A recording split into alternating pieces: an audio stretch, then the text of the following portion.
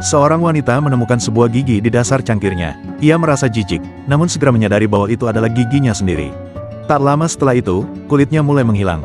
Perubahan itu dengan cepat menyebar ke jari-jarinya. Ia berlari ke kamar mandi dengan panik. Wajahnya mulai berubah bentuk. Semua ini adalah akibat dari otaknya yang telah mencapai 40% dari potensi penuhnya. Wanita itu dulunya adalah orang biasa, namun nasib buruk membawanya terlibat dalam penyelundupan obat terlarang jenis baru. Saat dalam pengiriman, obat tersebut bocor.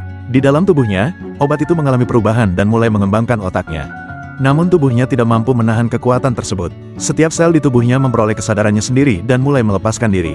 Wanita itu lalu mengambil semua sisa obat yang ada dan menelannya sekaligus. Tetapi proses perpecahan sel tidak bisa dihentikan.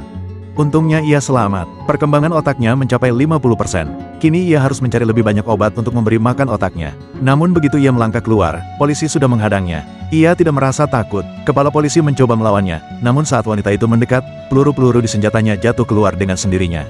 Ia meminta kepala polisi membawanya ke para penyelundup yang telah ditangkap. Mereka memiliki obat yang ia butuhkan.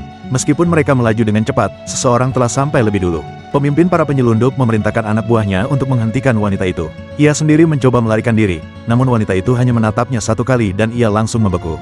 Otaknya kini telah mencapai 60%. Ia bisa mengendalikan udara dan menciptakan dinding dari molekul. Merampas obat dari mereka menjadi hal yang mudah. Dengan 3 bungkus penuh obat, tujuannya berikutnya adalah menemukan sang profesor dan mewariskan pengetahuannya.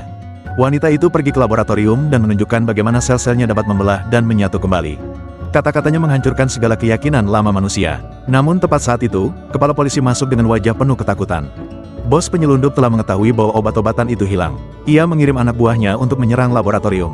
Wanita itu tahu bahwa ia harus segera menyelesaikan pengembangan otaknya. Ia meminta para ilmuwan melarutkan obat dalam air dan menyuntikkannya langsung ke pembuluh darahnya. Otaknya menembus ke tingkat yang lebih tinggi, namun tubuhnya membutuhkan energi dalam jumlah besar.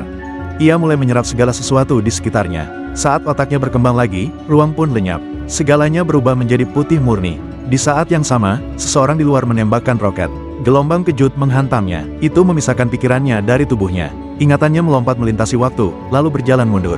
Ia menyadari dirinya di sebuah hutan, dan bertemu seekor monyet yang sedang minum di tepi danau. Ketika ujung jari telunjuk mereka bersentuhan, seluruh ingatan tentang bumi muncul di benaknya. Akhirnya tubuh wanita itu lenyap. Seluruh pengetahuannya berubah menjadi sebuah flash disk dan diberikan kepada sang profesor. Kepala polisi bertanya kemana ia pergi. Tepat saat itu, ponselnya mulai berdering.